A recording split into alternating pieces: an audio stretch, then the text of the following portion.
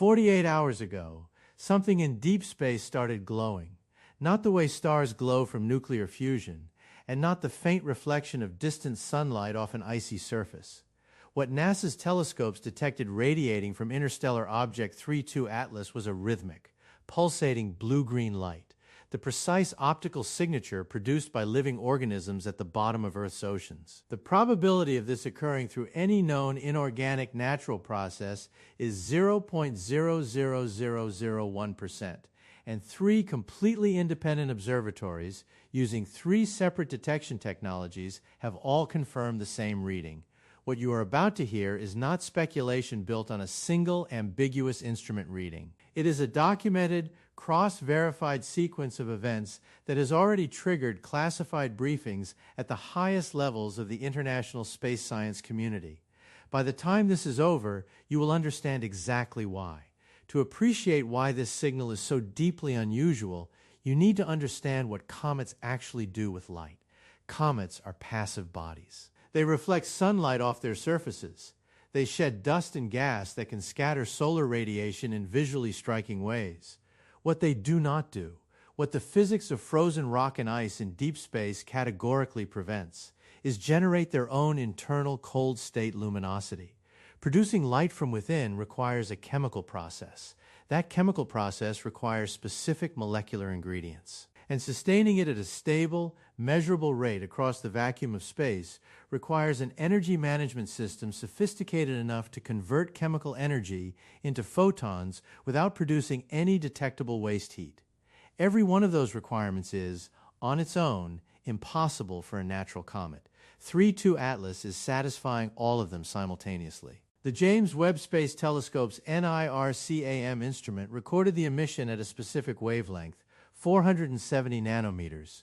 That number is not arbitrary. It is the exact frequency produced when the molecule luciferin reacts with oxygen and the enzyme luciferase in deep-sea biological environments. The same chemical reaction that makes anglerfish glow in the crushing darkness of the ocean floor.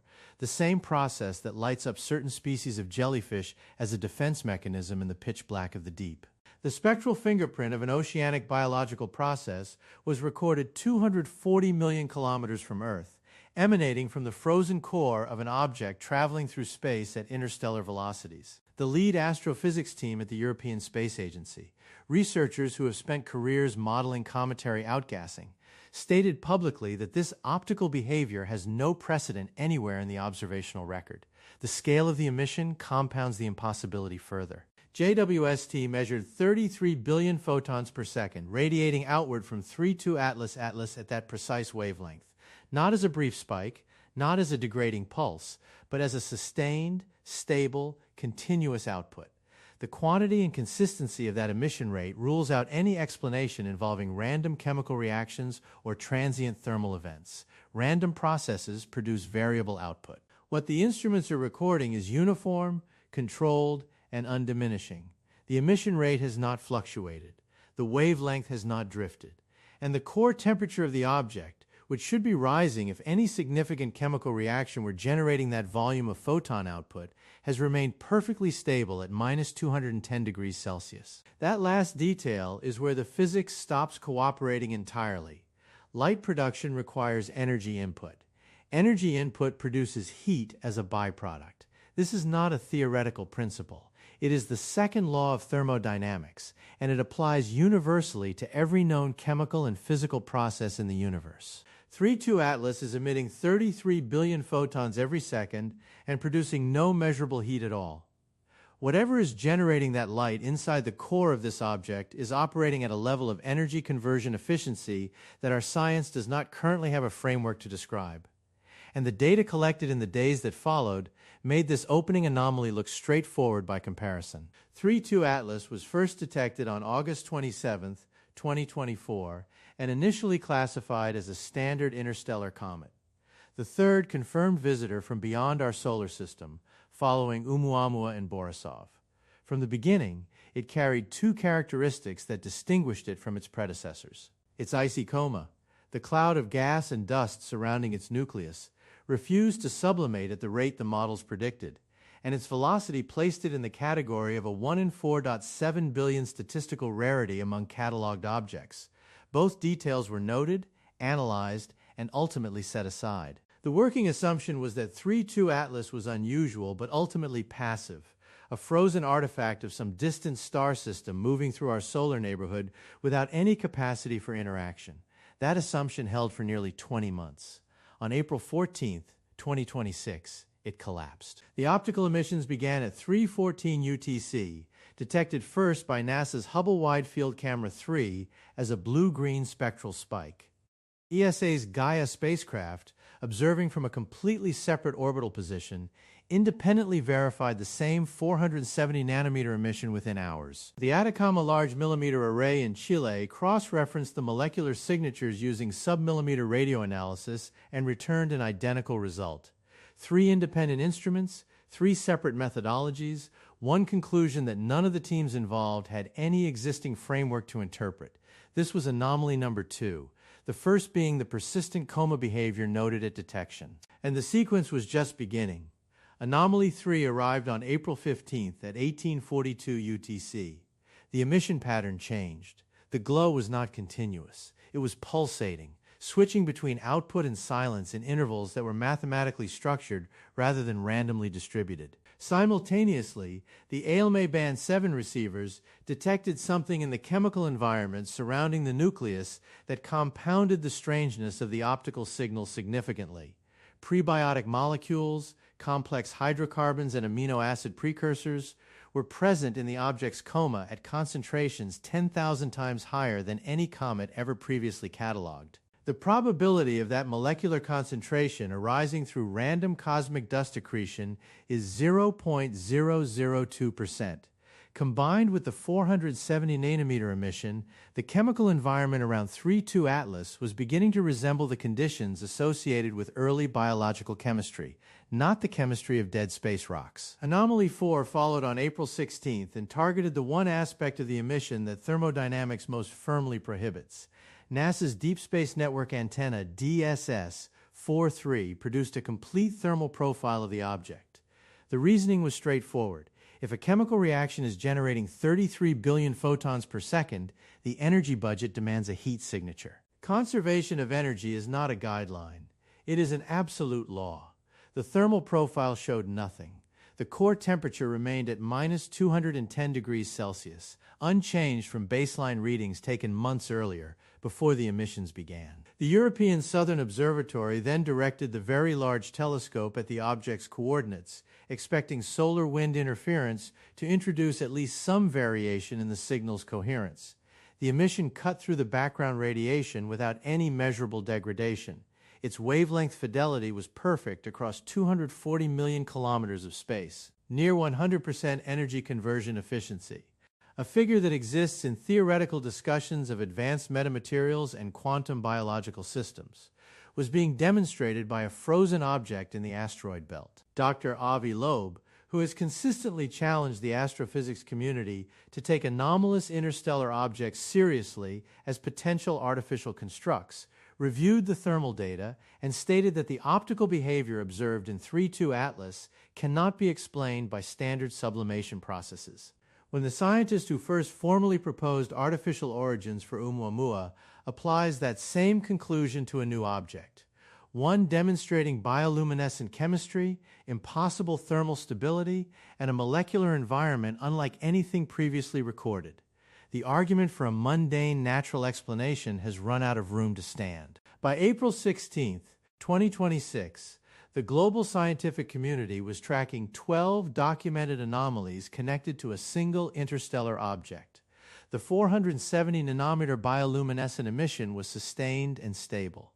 Prebiotic molecules surrounded the nucleus in concentrations that defied every known model of comet formation. The thermodynamics were producing results that violated conservation principles. And the pulsating rhythm of the light had been confirmed across multiple observation platforms as mathematically structured rather than random. 99.8% of all cataloged comets behave exactly as the models predict. 3-2 Atlas was sitting in a category entirely its own. And on April 17th at 9:15, usually 4 minutes and 20 seconds, the signal went completely dark. Then it returned, but the emission character had fundamentally changed. Instead of the continuous sustained output that had defined it for the previous 72 hours, the light began strobing. On, off, on, off, in time sequences recorded to within 0.03 seconds of perfect mathematical intervals. NASA's Jet Propulsion Laboratory confirmed the timing. ESA's optical arrays confirmed the wavelengths remained identical to the original 470 nanometer emission throughout the sequence. The observatories in Chile verified that the chemical signatures in the surrounding coma were unchanged. The light was not behaving differently because the underlying chemistry had shifted. The light was behaving differently because something was controlling its output. Nature does not pause for exactly 4 minutes and 20 seconds.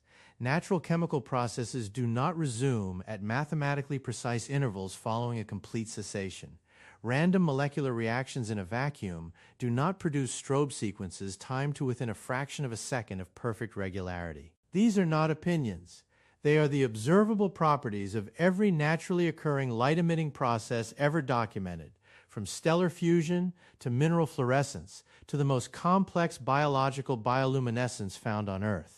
Chaos is the default. Structure is the exception. And structure at this level of precision requires a mechanism governing the output. The combined statistical weight of everything documented to this point eliminates the natural explanation in calculable terms.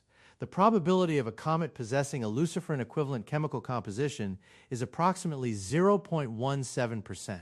The probability of that same object maintaining a stable core temperature of -210 degrees Celsius while emitting 33 billion photons per second is 0.005%. Multiplying these sequential probabilities as outcomes of the same object produces a 1 in 4.7 billion figure, comparable to flipping a coin and watching it land balanced on its edge 10,000 consecutive times. And that calculation does not yet incorporate the structured pause, the mathematically timed strobe sequence, or what the instruments detected when the pulse intervals were analyzed in closer detail.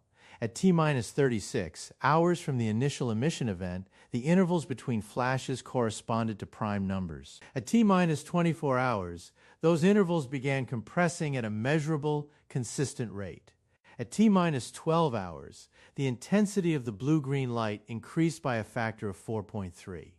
The director of the Harvard College Observatory, someone with 3 decades of experience analyzing anomalous interstellar objects, stated that this behavior cannot be reconciled with any known astrophysical process. The California Institute of Technology rerouted 3 separate radio telescope arrays to track a single visual anomaly from a single object. JPL's official position shifted from certainty to what they formally described as profound caution. The institutional response was telling the same story the data was telling, and the data was not finished. On April 18, 2026, at exactly 2:14 UTC, a joint observation team using the Keck Observatory in Hawaii and NASA's Deep Space Network detected a transition in the signal that reframed every prior reading in the sequence. The prime number pulse intervals stopped. The coma surrounding the nucleus shifted its physical orientation. The rotational axis of 3-2 Atlas aligned to within 0.04 degrees of Earth's position. And then the strobe pattern began again. But this time, the sequence was not prime numbers. This time, it was something immediately and unmistakably recognizable to every scientist in the room watching the live telemetry feed. The bioluminescent flashes were reproducing the Arecibo message. The binary transmission that humanity broadcast into space in 1974. 1,679 carefully arranged bits of information encoding our mathematics, our chemistry, our biology, and our physical form was being played back across 240 million kilometers of space in pulses of cold blue-green light. Every bit of the original transmission was present. The sequence was flawless. The 1,679-bit structure was reproduced without a single error, encoded not in radio waves as we originally sent it, but in the chemical language of deep-sea bioluminescence, the same molecular process that living creatures on Earth evolved over millions of years to communicate in absolute darkness. Consider what this transmission means across the 3 possible explanatory frameworks that remain available. If this is a natural phenomenon, some undiscovered property of vacuum chemistry that allows cometary material to preserve and re-emit structured electromagnetic data received decades earlier, then our entire understanding of light refraction, information preservation in a vacuum, and thermodynamic limits on chemical reactions is wrong in ways so fundamental that they would require rebuilding physics from the ground up. That is not an impossible conclusion, but it is an extraordinarily high bar for a natural explanation to clear.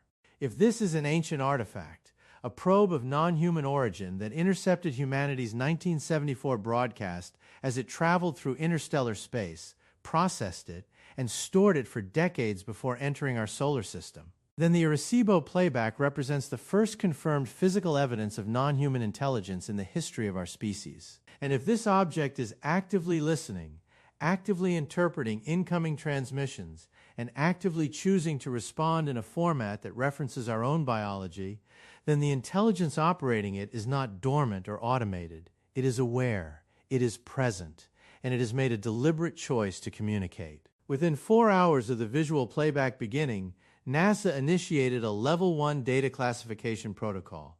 All scheduled observations were cleared. The James Webb Space Telescope was synchronized with 3 military-grade optical arrays on Earth. The coordinated scope of that response, pulling the most scientifically significant observatory ever built into alignment with classified ground-based systems, had no direct precedent in the history of space science. ESA independently confirmed the optical sequence and went equally silent in terms of public data release. The speed of the institutional lockdown, the scale of the resources redirected, and the absence of any official explanatory statement from either agency since that moment collectively describe an event that the people with access to the full data set have concluded requires controlled management before wider release. The absence of official communication from NASA and ESA in the hours following the Arecibo playback detection is not a neutral data point. These are organizations whose operational culture is built on transparency. Agencies that publicly announce every James Webb image release, every minor orbital update, every incremental finding from ongoing missions. The simultaneous decision by both agencies to classify ongoing telemetry and redirect assets without public explanation is itself a form of evidence. It tells us that what the instruments are showing is something that the people responsible for managing public understanding of space science have determined is not yet ready for unmanaged public release. That decision requires a threshold, and the threshold was clearly crossed on April 18th at 2:14 UTC. What the unclassified data stream captured before the blackout allows us to establish a precise sequence of facts. 3-2 Atlas entered our solar system carrying an impossibly pristine icy coma and a chemical profile with no known parallel. It began emitting bioluminescent light at 470 nanometers, the exact frequency produced by luciferin in Earth's deep-sea environments, at a rate of 33 billion photons per second with zero thermal byproduct. Prebiotic molecules in concentrations 10,000 times above any catalog baseline surrounded its nucleus. Its emission pattern shifted from continuous to structured, producing prime number pulse intervals before compressing toward an escalating intensity increase of 4.3 times baseline, its rotational axis aligned with Earth, and it reproduced the Arecibo message in bioluminescent pulses, error-free, across 240 million kilometers of intervening space. Each element of this sequence has been independently confirmed by multiple observatories. The chemistry was verified by LMA. The optical wavelengths were confirmed by Hubble, Gaia, and JWST. The thermal profile was recorded by DSS-43. The pulse timing was cross-referenced by the Keck Observatory and the Deep Space Network jointly. The Arecibo pattern was confirmed by the joint observation team that first detected it. This is not a chain of inference built on a single foundational reading. Every link in the sequence stands on independent verification. The complete picture they form together leads to one of 3 destinations, and natural cometary physics is not among them. The question that the classified briefings are currently wrestling with, the one that the institutional press releases are carefully constructed to avoid, is mechanistic. How does a body composed of frozen material generate luciferase equivalent enzymes sufficient to encode 1,679 bits of structured binary information into a coherent optical pulse? Luciferase is a protein. Proteins are built by biological machinery, ribosomes following genetic instructions, or by engineering processes that replicate that biological function artificially. A comet does not have ribosomes. A comet does not have a genome. If the optical encoding of the Arecibo message required luciferase equivalent molecular machinery to execute, then whatever produced that machinery was either alive in the biological sense or engineered to replicate the function of life.